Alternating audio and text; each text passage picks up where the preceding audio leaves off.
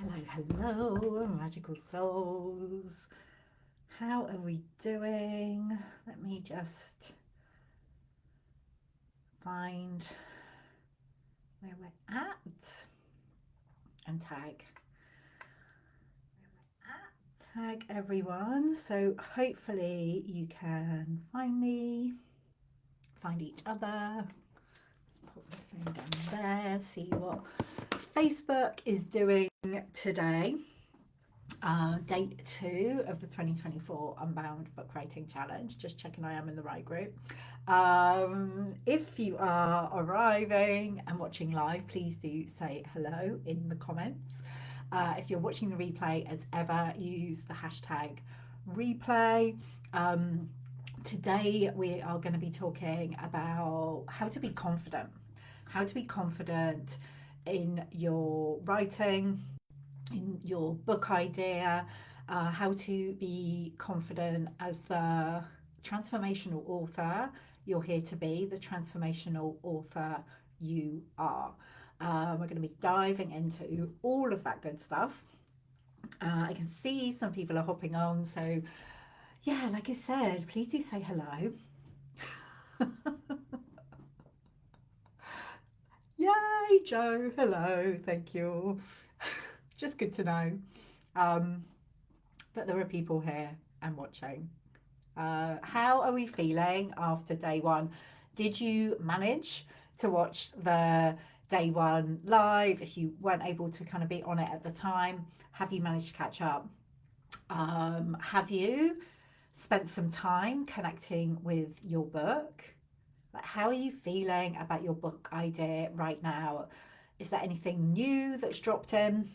It doesn't matter if you haven't watched and you're saying, I haven't watched yesterday's video yet. Is it okay to join now? Yeah, definitely. I mean, yay, Callie, happy Tuesday to you. Terry, you've just finished watching day one. Um, Clara, you're feeling higher. Love it. Helen, hello. I had another download from the book yesterday evening. They will do that. Hey, Jane. Caroline, you've just watched yesterday's. Joe has watched and ready to go. But as with anything, Unbound, like we get to be non-linear. So if you've watched yesterday's, amazing, but you won't miss out on anything at all if you haven't watched yesterday's. Like, each of these sessions works as a standalone session as well, and you can watch them in any order, to be honest. um like I said, the non-linear approach is the way we go. um but yeah, yesterday we were talking about clarifying your book idea, and the main idea that I was offering was to be in connection with your book, like to know that your book has a spirit and energy and essence, a personality of its own, and you get to create your book in partnership with it. So rather than having to figure it all out on your own, you're really open to the guidance that your book is giving you and that life is giving you, like what is coming up around you. Um, and actually, you know, when we are anchoring into more clarity about our book, it does help us to feel more confident. But you don't have to wait for the clarity to feel confident. So we are going to be diving into all of that good stuff. I mean, I know this is, um, it can be difficult to quantify, but if you were going to put a number on it, between 1 and 10, with 10 being as confident as you could possibly be about your book and your ability to write, publish, share your book with the world. Hey, Emily. And 1 being not confident at all. Like, what am I doing here? I don't think this is for me. On a scale of 1 to 10, where would you say your confidence lies at the moment? It may be that after yesterday it's kind of edged up a bit, which I'm hoping for. And like I said, It can feel challenging to quantify and it can fluctuate from moment to moment, but intuitively, what number comes up for you? Helen is 7.5. Jane is 6, loving it. Terry, 5. Caroline, 8. It's really, tempting to compare ourselves with others. I know, Emily, it will vary a lot, and that is a hard one. I mean, in the Unbound world, we are all for nuance and like knowing that things shift and change from moment to moment. But, I think it's just helpful to get a sense of where everyone's at. So, Emily, you're saying it's a hard one as it varies a lot, but I guess 6. Anne is a 2. Yeah. Jen is 7. Joe is 3. We've got a real variety of confidence levels. And like I said, I'm not actually going to be speaking too much about this today, but actually, again, a key kind of lens that we look at the Unbound book writing process through is that we're cyclical beings. So, we're always being influenced by like the cycle of the moon, the cycle of the seasons, our own creative cycle, your menstrual cycle, if you have one, the cycle of your life. So you might be feeling like really super confident one day because of where you are in relation to all of these different cycles. And another day, like literally, maybe not even another day, it can happen in a moment. All of a sudden, you're like, what am I thinking? No, I can't do this. So, this, what I'm sharing today, in the description, I talked about how to overcome self doubt, but actually, it's kind of not about overcoming anything, but it's allowing ourselves to be in process with our books, to go ahead and write them and complete them and publish them, even though there will most likely at every stage be some flavour of doubt and some flavour of fear. It's not about making it go away. It's not about, you know, being fearless, because I'm going to talk about why that's because. So we're going to be talking about, moving through any fears or doubts that are coming up so you can anchor into more confidence and embrace your inner author. Callie, you're a 4. So those of you who are kind of less than 5, is there anything in particular, and for those who are above 5, to be honest, like if you were going to name what feels like the most pressing fear or doubt that you have at the moment, what would it be? You can either just name it as one word, or if you want to go into a bit more detail, do. I know it can feel vulnerable to actually acknowledge that, but part of the power of being in a group like this, where everyone is on a similar path, is that I bet if something is coming up for you, it will be coming up for at least one other person. So, yeah, it would be good to hear Terry having enough to say. Yeah. Is that like specifically for a book? Because a book can feel like a lot. It can feel like a lot. So I did pull a card for us again today. Guess what? Joe, procrastination. Yeah. The card that I pulled for us today, again, was childlike curiosity. So maybe this is the card for the whole week. If you weren't with me live yesterday, or with us live yesterday, this is the card that I pulled for us yesterday. It's from Tara Jackson's amazing Embodied Wisdom deck. And yeah, this card is inviting us to be in childlike curiosity. So actually, it was perfect for yesterday when we're kind of, being open to what ideas our book wants to bring through. But it's also really, really powerful when it comes to being confident, like anchoring into more confidence. Because what can stop us from being confident is this idea that there's a right way to do it and a wrong way to do it. And when I say it, I mean, obviously here we're talking about writing your book, but I mean, this is generally in life. We can have this idea, and it may be conscious or unconscious, that there is some particular way to do things. And if we're not doing it right, then by default, we're getting it wrong. And that people will notice, and we will be shamed, criticized, ridiculed, all of the things. It's making me feel quite anxious talking about it. The truth is, let me just put my phone on silent. I thought I'd done that. You cannot get this wrong, especially when you're coming from this place of childlike curiosity. When you are inviting in an energy of playfulness, of experimentation, of I'm going to try this and see what happens, of humor.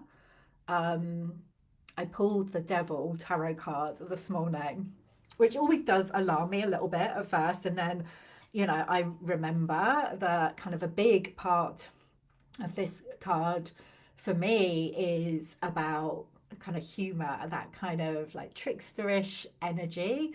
And when we can hold our book writing journey lightly, then it is easier to stay anchored into confidence. I always say, or I often say, like, yes, your book is super important. And I was talking about it yesterday, how important our books are, not just for ourselves individually, not just for our readers, but in terms of like collectively, what we are creating, what we're co-creating in the world. So in one hand, they are super, super important. And in one hand, it's like we get to hold it lightly, like it's kind of not it's not important at all. Like the most important thing is your being. That is the most important thing. Like you being here in the world, expressing who you are. So we get to just reduce the stakes a little bit when we invite in that energy of humor, lightness, playfulness, childlike curiosity. Anyway, let me catch up. Let me catch up with the chat. Emily, I can lose the detail and feel like everything I'm saying is either beige, vague, and nothing different from what's already out there. Yes. So, yes, I have something to say around that. This is where, when, and I'm not necessarily going to specifically be talking about it during this training, but this is where your story, like your overall story, but also kind of those like smaller stories and sharing your own personal experience and maybe the experiences of people you've worked with. This is what brings your writing to life, because it's easy to kind of talk in like kind of vagaries, um, where we are losing the detail. We do want to kind of bring that detail in, and it doesn't have to be like in a really complicated way. We can just do that by illustrating what we're talking about with stories and experiences. That's what makes it different. Jen, putting too much in. Yes. Yeah. I think there can be a temptation to think, I have got to put all of my life's experience into this book. Squeeze it in there. Oh, it's another little bit I can put in there. And actually, at first, like I said yesterday, we can be in that place of being really, really open and just allowing what wants to come. And then we get to go through this process of refinement. And it's like, actually, what is the key message here?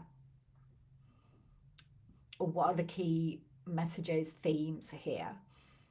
And then stripping it back, keeping it simple.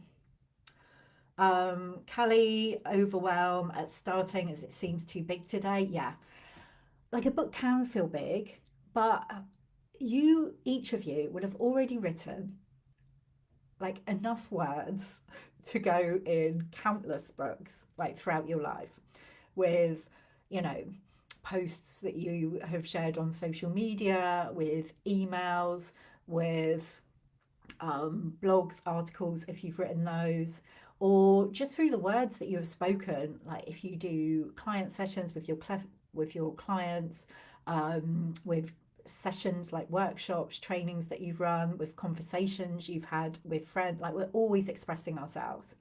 And if we took all of that we've expressed, there is like enough for just limitless books. So, what we want to do when we are kind of in this process where we've committed to actually writing a book is really like chunk it down into smaller, like each book it gets to be made up of a number of different chapters or sections, whatever you want to call, like they don't have to be called chapters. So you can think about it in that way, like what is the one piece that I want to write today, and before you know it, you will have more than enough for a book, like bringing it down into small steps. Jane having the energy because of long COVID. Yeah, we'll talk about creating a writing practice that works for you tomorrow. Rosie feeling like the general population isn't open, ready to receive the message I'm here to share. Yes, that can be a big one. But actually, through you entering into relationship with your book and committing to it, um, this is a bit, maybe this is a bit out there, but this is what's coming through for me as you share that. Um, like you start to ready the world for your message. Like, although the book will be published at a later date, when we enter into process with it, like the energy of our book and what we want to share starts to ripple out. So it kind of starts to set the scene for us. So sometimes rather than waiting, because we never know when the world is going to be ready for a particular message, like it could literally be tomorrow. And then you're like, oh, this feels really present now. I need to write my book. But if we enter into relationship with our book and commit to the process and begin that and start sharing elements, like dropping little pieces in of what we're here to share, we start to, like I say, set the scene and like ready people. And there will always be pioneers also out there who are ready to receive it right now, right now. And this is a thing, this is a great thing about a book. Once it's out there, it's out there. So even at first, if you know it's a smaller audience of people who are ready to receive it, they will be super, super passionate about it because there will be nothing else out there that's quite like that. There's nothing else out there that's quite sharing your message. So the magic, the impact of the book is likely to spread. I think it's Seth Godin who talks about this in one of his books, and I can't remember which one. But you know, about the people in an audience, like those early adopters, the people who are like right there, and there will definitely be people out, and they are the most passionate. And then it kind of, and then an idea kind of spreads to like the mainstream, and then you get like the people. It's like a bell curve. So you get a few people at the beginning who are the early adopters, and probably for a lot of us here in this space, because you are writing, it might feel what you're writing is quite familiar to you because you've lived it, and it, you know, the ideas that you're writing about, you're familiar with. But actually, I would say for pretty much everyone in this space, what you're writing about is likely to be for you know, the real kind of pioneers, visionaries, the people who are kind of fairly early on adopting this kind of new way of these new ways of seeing the world. So we're getting in there early, but then like your book is there. So you know, even with like Heal You're in a Good Girl, Unbound, which I would think, you know, especially Heal You're in a Good Girl, I think, oh, like everyone knows that we've got this part of us that wants to fit in and get it right and please others. So people aren't really interested in hearing about that anymore. Yes, they are. You know, there's quite a small area of a group of people who are actually alive to those kind of ideas or aware of those kind of ideas. So, you know, there was, even though that book came out in 2016, there were people finding it all the time, and it feels really new and fresh to them, and it will be the same for your book. I'm glad you love that, Rosie. Hey to Carrie and Somraya. Emily, this feels like culture change and how long this can take, but that is a ripple effect. I mean, it can, well, it can take a long time, and sometimes things can happen really, really quickly. You know, it's like with what we experienced in 2020, a lot of people shifted their perspective during those times. and people are so much more open to alternative perspectives, uh, you know, now than they probably were. It feels like a lifetime ago, doesn't it, when we think back to pre-2020? It feels like every year at the moment we get this like, what on earth is going on? But more and more people are becoming, like I said, more open to the kind of ideas that are going to be coming through in your books. And we don't know when the next like massive change is going to happen, where there will be like this huge, we'll reach kind of more of a tipping point, and there will be that kind of culture change. And but like I said, this is the great thing about a book, because once it's out there for years and years to come. So whenever that change comes, like your book will be there to support people.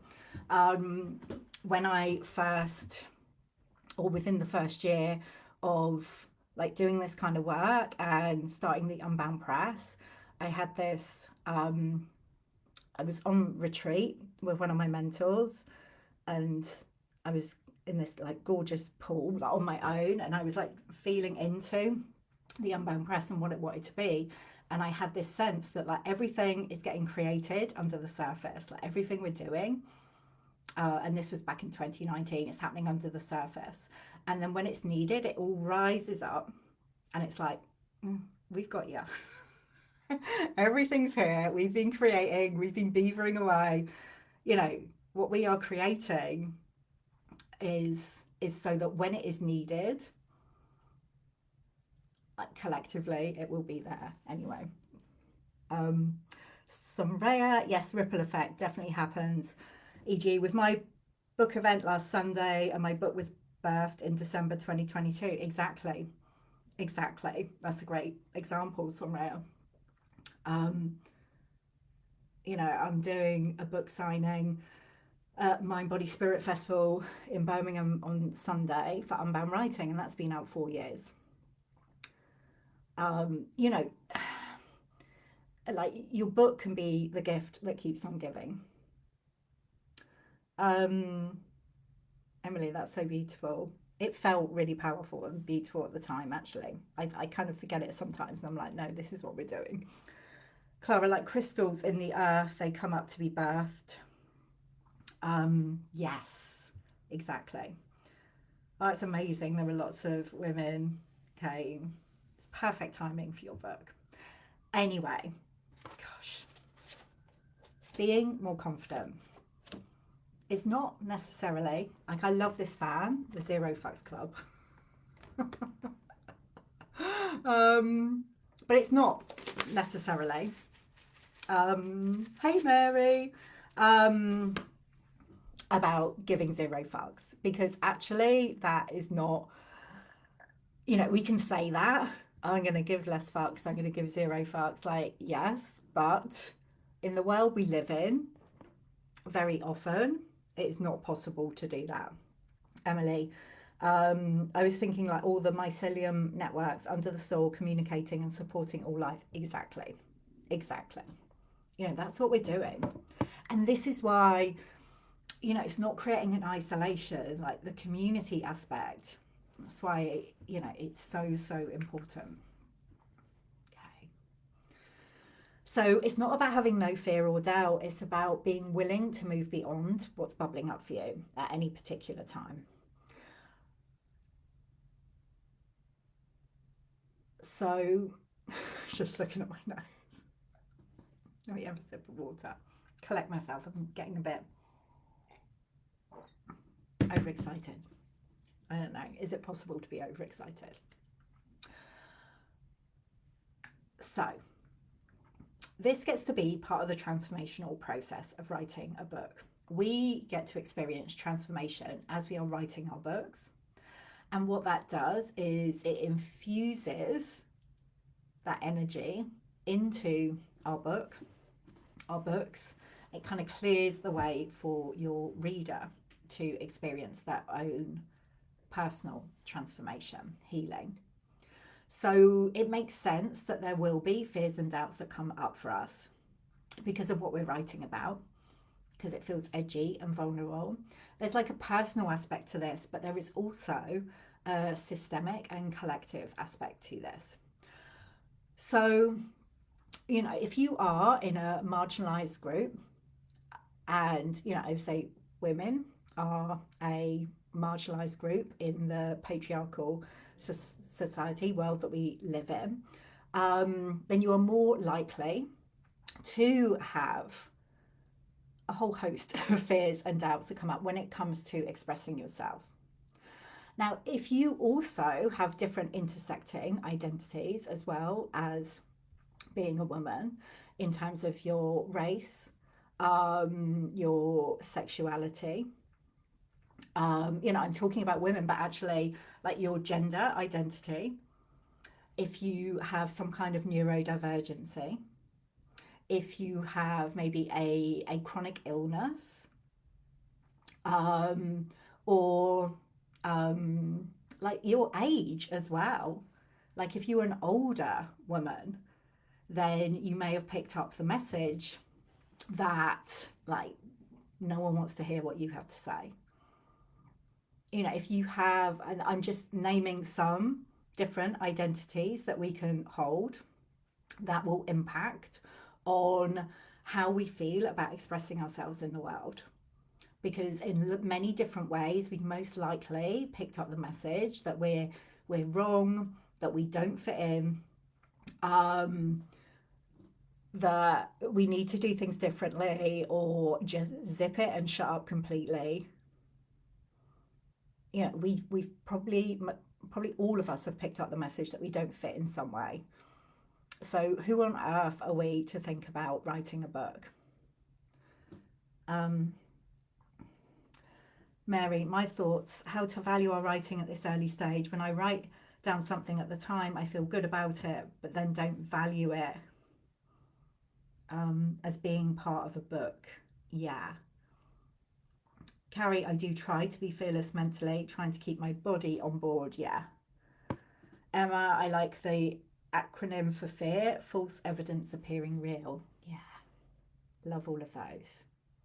And this is the thing, Carrie. I think this is, very often, um, yeah, we can kind of try and um, bypass a lot of the fears and doubts that are coming up, but we will feel it in our bodies. We can't bypass that. And like I said, when we are thinking about kind of the systems that we are operating within, very often, we've been trying to operate in a way,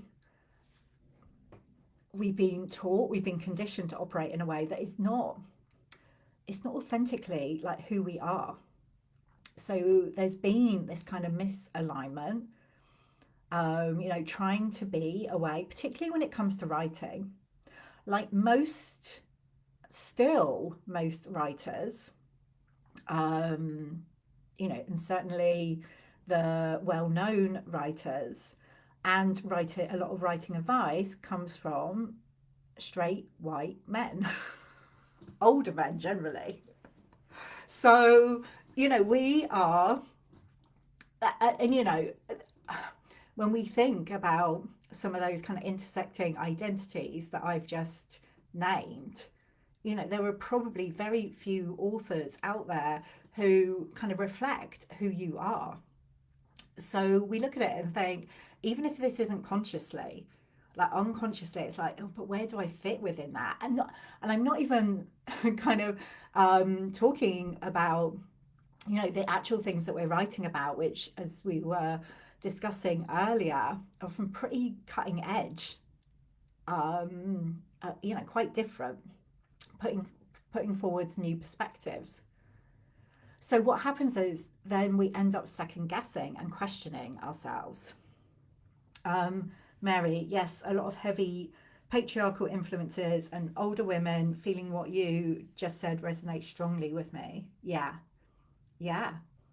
You know, I know as I've kind of moved into my 50s, um, I found, and kind of my late 40s even, but certainly into my 50s, I've just noticed how people um, interact with me in a different way from what I was used to when I was younger.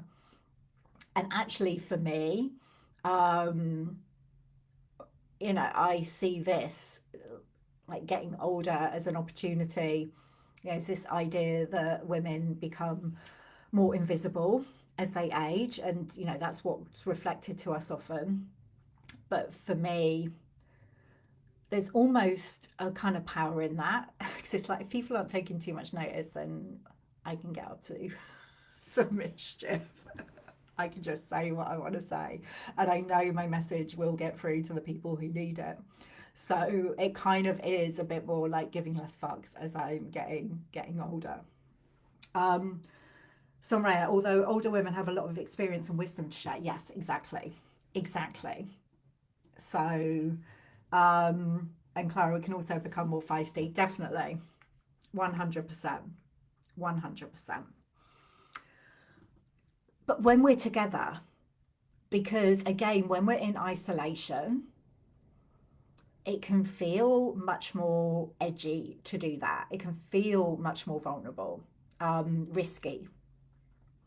But actually, when we're in a group like this, it's like freaking hell, yes, bring it on. We can feel that in our bodies, the um, the safety that comes from being together. Emily, I love the image of the crone, the combination of all the women's wisdom. Yes, but again, like this idea, like we get it, but there are many, many, many. The majority of people, because of what is perpetuated in society, don't get that. If you mention the word crone, they'd be like, oh, what? Um, Clara, yes, being older has a freedom. I had no idea about it until I got there. Yeah. Some reason, yes. Yeah, feeling so much freer. Exactly. But what we're doing there is turning on its head this expectation that the collective, the system, society in general has of us.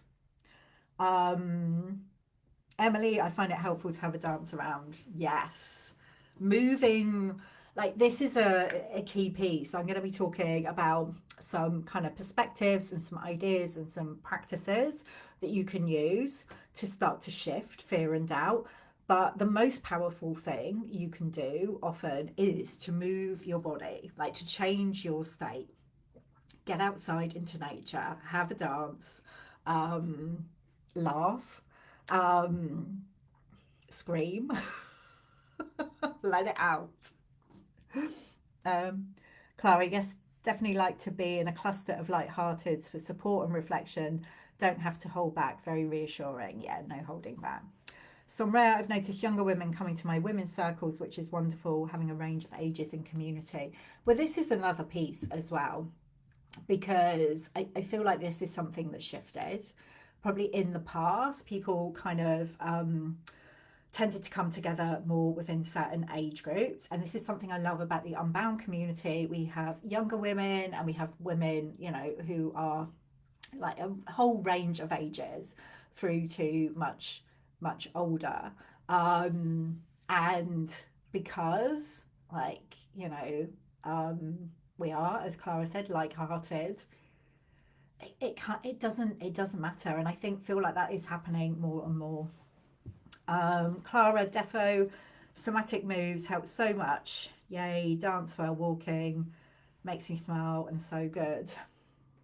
Emily, I was in a session with a client today and was talking about all the S's to shift energy. Sweep, shake, sigh, say, like, I release my guilt, love that, and shimmy. I love a shimmy. Um, Tapping, EFT tapping is really powerful as well. I sometimes, if you look on my YouTube channel, there are some, like, there's a couple of recent tapping videos that are really specific to the book writing journey. Charlie, I love feeling so many more less fucks in my 40s, wondering if this will continue more in my 50s, which I am all for. Yes, in my experience, yes. And some areas affirming that. And Carrie is loving the shimmy. So, what we do, we get to alchemize any fear or doubt that's bubbling up into the gold of compelling writing. Yeah. So, it's a powerful thing rather than going, oh, this fear or doubt means that I shouldn't be doing it.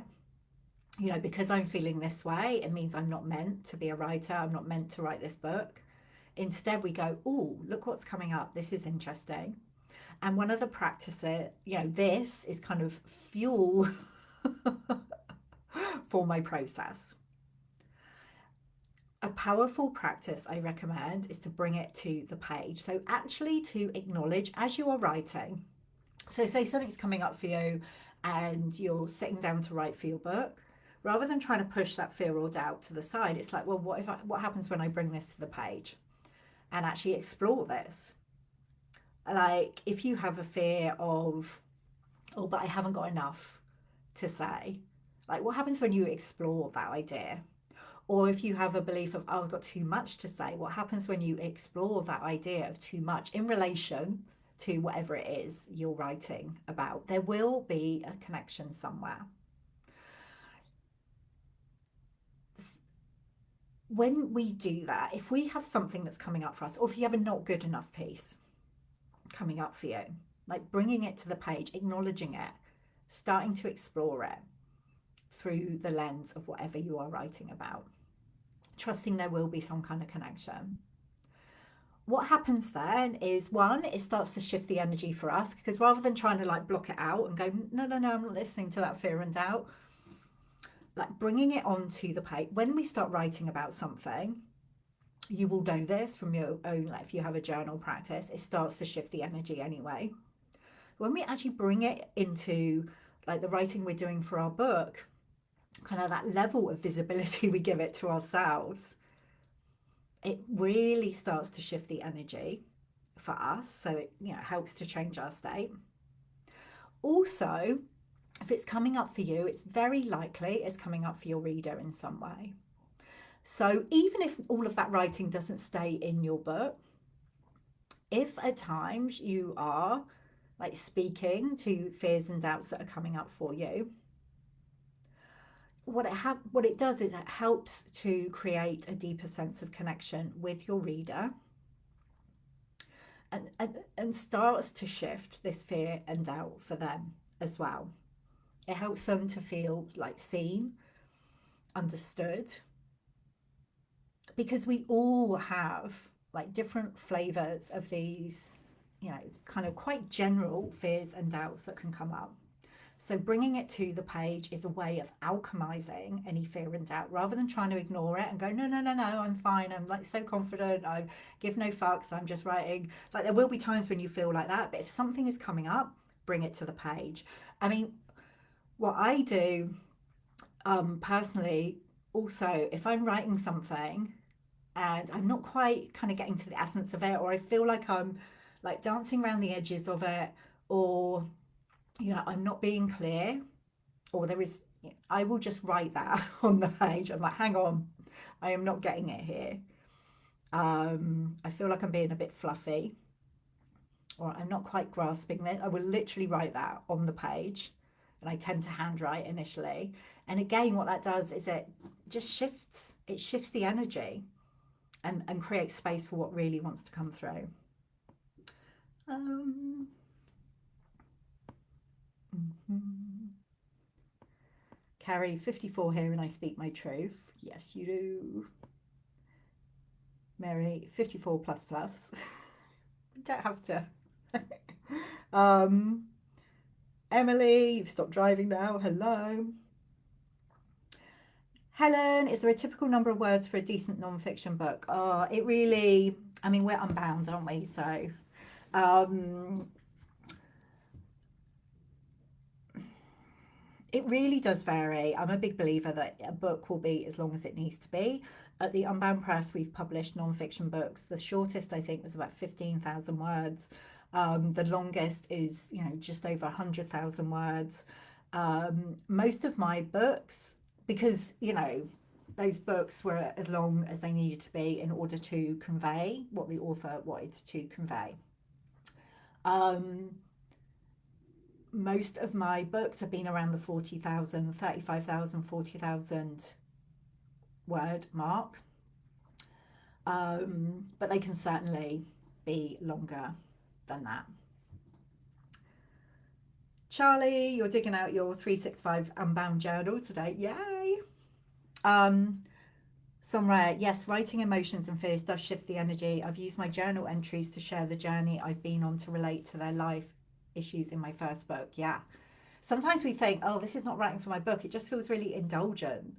Um, and yeah, okay, maybe you don't want your whole book to read like your personal journal, but actually sharing some of the stuff that is coming up for you is going to be really, really powerful for your reader. You can say something like, as I'm writing this, I notice that I'm starting to slip into like doubt of like, who will you think I am? Um, do I know enough about this? Am I good enough? And I wonder if you kind of ever experience the same. I'm not saying you would word it exactly like that, but it's like you're talking with a friend. When we see our books like that, like you're talking one to one with someone that you love and care about, then like sharing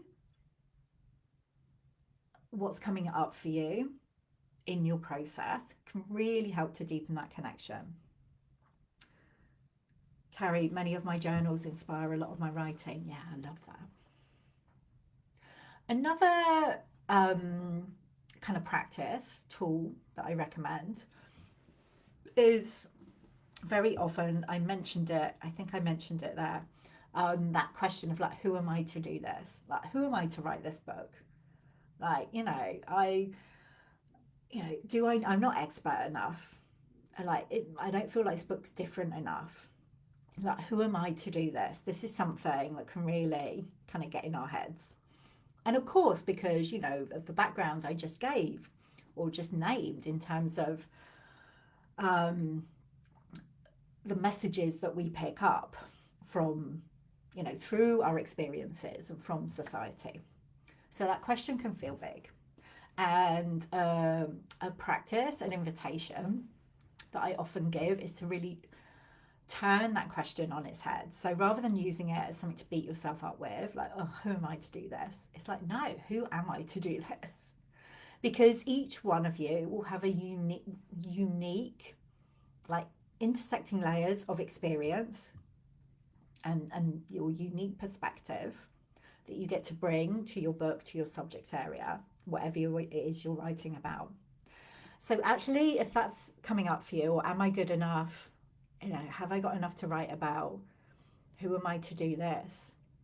Actually asking the question, yeah, who am I to do this? And taking some time to, you can use this as a journal prompt. Like acknowledge all of the different experiences you've had, everything you've learned that have brought you to this point where you're the only person who can write your book. So really turning that question on its head. Yeah. We don't always remember to do that. We don't always remember to do any of these things, and it's all okay because, we will have times. You know what it's like. Sometimes when we need, when we're feeling most fearful or most doubtful or the least confident, are the times when we forget to use the practices, to use the tools that we have, and often we need someone to remind us. But if you can get into the habit of anchoring into these tools, of bringing it to the page, of really taking time to reflect on why you are the perfect person, you're the only person who can write your book. Seeing the book writing journey as one of like alchemy, where you do get to alchemize your experience, your fears, your doubts, into the gold of really compelling writing. And when I say compelling, it doesn't have to be um, like the most Um, what's the word? There's lots of different words. See, this is what I mean. It doesn't have to be oh the fanciest writing, the most proper writing, like the what's the word when somebody like writes some, you'd have to be like the authority, the absolute authority on what you're writing about. You just have to bring yourself to the page and imagine that you are writing to somebody, like one person that you love and care about, and that you want to share this with them.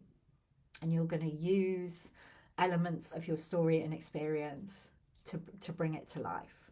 Like it gets, when we strip it back to its essence, like a book can be a really, really simple thing. We're just communicating an idea or some ideas. We're communicating a message. You do it all the time.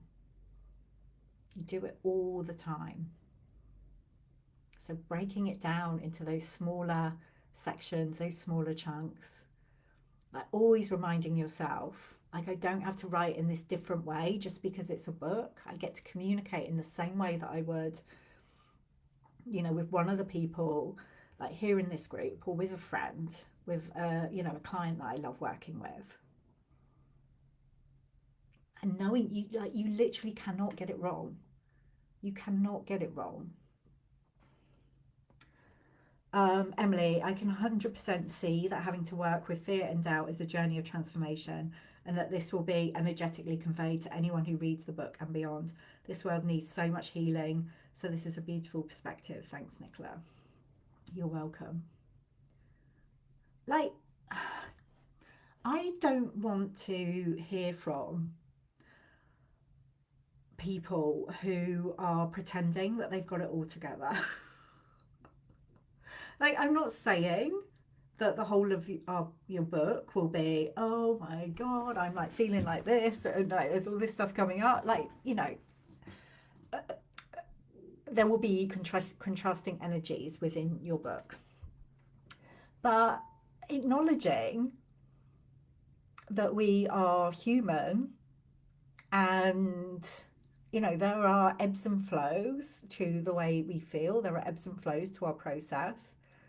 Like, to me, I want to hear from people who are sharing what it's really like, because otherwise we just perpetuate this idea that unless you've got it all together, and nobody, literally nobody has, then who are you to be talking about something, writing about something? And it just makes people feel like there's something wrong with them if they have got fear, doubt, whatever it is bubbling up. So hopefully that has given you something to play with. Mary, yes, authority and permission is something that's coming up for me very strongly, as in the awareness that I'm holding myself back. So yes, all that you're addressing is really helpful. The permission piece is interesting as well. And I think particularly with books, because, um, you know, uh, traditionally, in terms of publishing, somebody has had to say yes. Kind of, I give you permission to write your book. Here is a publishing deal. So there has been that sense of permission in the past, and that has changed so much because we have so many different ways to publish our books now. We have the self-publishing route, which I'm a big fan of. We have the hybrid publishing route, like companies like us at the Unbound Press, um, where we get to take that. Um, I was talking to somebody recently about this idea of like control and agency. And if it's someone who was here, can you remind me if it was you? But I love that sense of like we are the ones who get to have agency when it comes to our books. Like we have to give ourselves permission, or we get to give ourselves permission. Yeah. As I have said so many times, if you're feeling a call to write a book, it isn't an accident. So it's trusting that. So today, a couple of invitations. You can choose to do both or either. One is if something has been coming up for you, a particular fear or doubt, and you've named some of them here in the comments, experiment with bringing it to the page and notice how that feels. And also playing with that, who am I to do this question? So spending some time in your journal and just writing down, like it can just be a bullet point, you know, a bulleted list of like all the reasons, all the different experiences you've had, everything you've learned that make you the perfect person, the only person who can write your book. Emily, it's so important that we write our stories as women during this time. A friend of mine who is cheerleading my writing at the moment studied history at university and said it was so boring because most of the stories were from royalty and aristocracy and not real people. We get to tell our stories and people will read them long to come. Yes. Yes, yes, yes. All right, my loves. Anything else bubbling before we finish? If any questions are coming up, and they can be practical questions, they can be questions related to confidence, whatever it is, please do post them either below this video or you can create a new post in the group. Tomorrow we are diving into actually how to write your book, like how to create a writing practice that feels aligned for you and allows you to get to a point where you're actually reaching the point of completion with your book. So yeah, creating a writing practice that works for you. Charlie, thank you, Nicola Humber. This has been mega helpful and inspiring. Oh, I'm glad. I'm glad. Also, tomorrow I will be sharing, if you want to carry on this journey, how you can do that. Like in community, there's going to be two different ways you can do that. So one is to be part of the Unbound writing community on an ongoing basis. And another way is to work with us at the Unbound Press. If you want to kind of go all in and have that support in place from me and the Unbound Press team to write, publish and promote your book. So I'll talk more about that tomorrow. Emily, yes, so helpful and joyful and fun. Like it's really, really important to bring that playful, joyful element in as well, because very often what we're writing about are quite deep and often very challenging, or there's certainly a challenging aspect to some of the things that we're writing about. So, you know, if we can aim to be, and I don't mean kind of bypassing feelings that are coming up, but, you know, to invite in that energy of joy and playfulness is often very helpful and helps us to kind of stay in that unbound energy. Clara, thank you hugely. Really good to feel into those aspects of book writing with you and everyone here. Juicy notes have been taken. Thank you. Oh, you're welcome. Thank you, Jen. Somewhere, yes, creating space and committing to a writing practice again would be helpful. And that's what we will be diving into tomorrow, Somewhere. You are so welcome. Yeah, I love juicy notes as well. Okay. I will leave it there for today. Like I said, anything else coming up, please do post it in the comments. You are all amazing. Have fun with your like home play, experimenting with some of the things that we have talked about today. And I will see you tomorrow. Lots of love.